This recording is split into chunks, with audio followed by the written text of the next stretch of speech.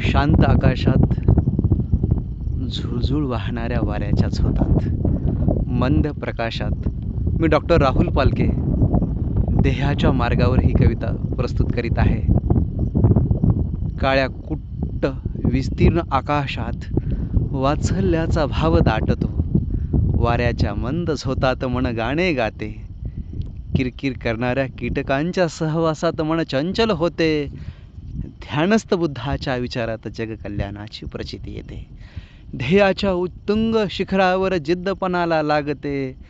मनाच्या एकांत गाभाऱ्यात वादळ वाऱ्यांचे तुफान माजते. पावसाच्या अलगत सरीत मन चिंब होते. विसावलेल्या तरुणच्या दाटीत मन विसावा घेऊ लागते. मंद प्रकाशाच्या छायेत जीवनाचे रहस्य उलगडते. रानावनातल्या वाटेत संघर्षाचे पाऊल पडते. ओल्या मातीच्या सुगंधात जगण्याची प्रचिती येते. रुतणाऱ्या दगडांच्या फटीत देह प्रखर बनते. जगण्याचे हे तत्वज्ञान गुंतागुंतीचे असले तरी गुंता नकळत सुटत जातो.